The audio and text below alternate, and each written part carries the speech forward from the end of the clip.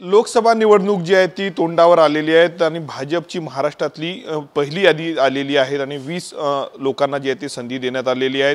खासदार नवनीत राणा यावेळी जे आहे ते भाजपकडनं निवडणूक लढणार असल्याची चर्चा आहे। त्याची उमेदवारी निश्चित झाल्याचं देखील बोललं जातं। आपल्या सोबत याच विषयी बोलण्यासाठी खासदार नवनीत राणा आहेत। भावी काय सांगणार, उमेदवारी तुमची भाजपकडनं निश्चित झाल्याची चर्चा आहे, कसं सांग? आज तरी मी स्वाभिमान पक्षाची खासदार म्हणून काम करत आहे आणि जे प्रचार मी सुरू केला माझ्या क्षेत्रात माझा ॲक्च्युली 5 वर्षापासून कधीही काम बंद पडलं आणि जे मी प्रचार सुरू करणं, पण जी स्पीड आणि जी गती पाहिजे आणि ते आम्ही कामं सुरू केलेले आणि कोणी काय म्हणते आणि निश्चित झालेली आहे।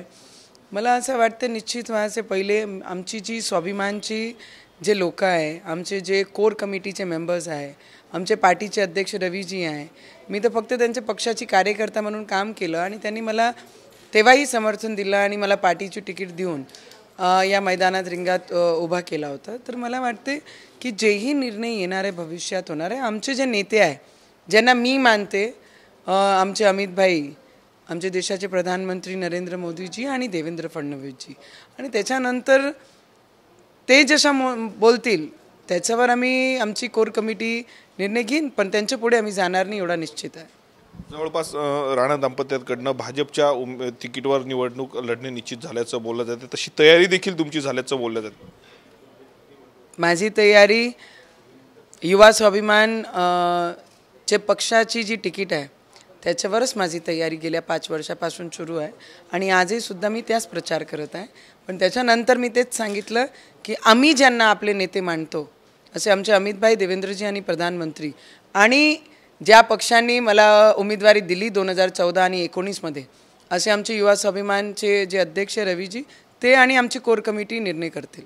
मी बोललं असं जातं की 2014 मध्ये तुम्ही राष्ट्रवादीकडनं लढल्या होत्या घड्याळाच्या तिकिटावर, त्यावेळेस रवी राणांचा युवा स्वाभिमान पक्ष आहे त्यांनी तुम्हाला पाठिंबा दिला होता आणि 2024च्या निवडणुकीमध्ये जर तुम्ही भाजपकडनं निवडणूक लढल्या तर रवी राणा तुम्हाला पाठिंबा दिला।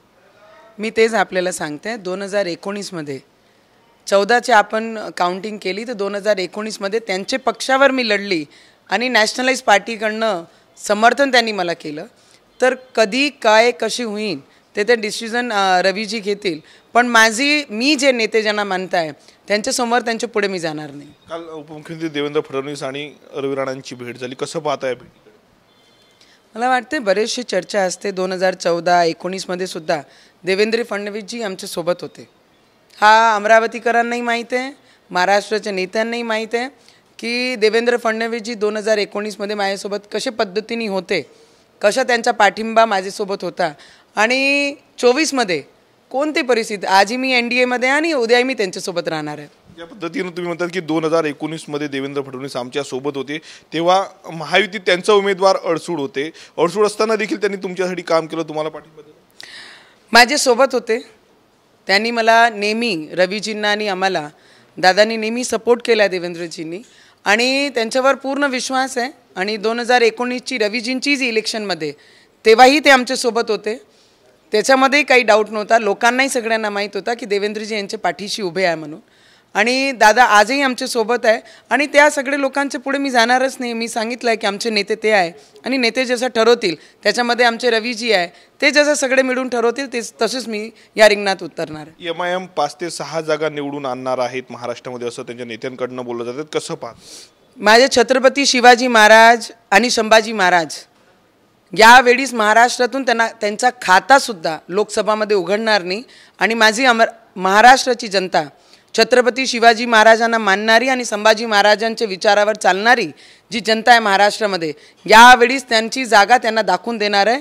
ज्यांनी छत्रपती शिवाजी महाराज आणि संभाजी महाराजांवर ज्यांनी अत्याचार केला असे विचारधारांना महाराष्ट्रामध्ये एकही सीट आणि त्यांचा खातासुद्धा लोकसभामध्ये यावेळी जाणार नाही। ते बोललं असं जातं की थेट भाजपच्या यादीमध्ये तुमचं नाव येणार आहे। मध्यंतरी चर्चा होते की तुम्ही प्रवेश करणार, परंतु आता जर भाजपची यादी आली त्या यादीमध्ये थेट तुमचं नाव असणार आहे भाजपकडे।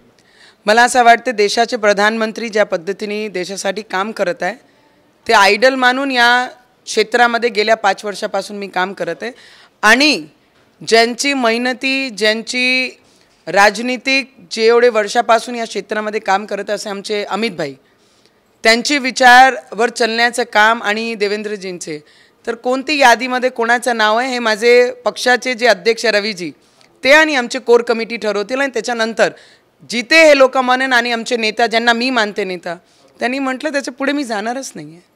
तर या होत्या खासदार नवनीत राणा, युवा स्वाभिमान पक्षाचे कार्यकर्ते पदाधिकारी जो निर्णय घेतील आणि सोबतच मोदी, शहा आणि फडणवीस जो निर्णय घेतील तो निर्णय आम्हाला मान्य असल्याची प्रतिक्रिया खासदार नवनीत राणा यांनी दिली. कॅमेरामॅन अनिकेत दहा तोंडेसह मी स्वप्नील उमाप, TV9 मराठी, अमरावती.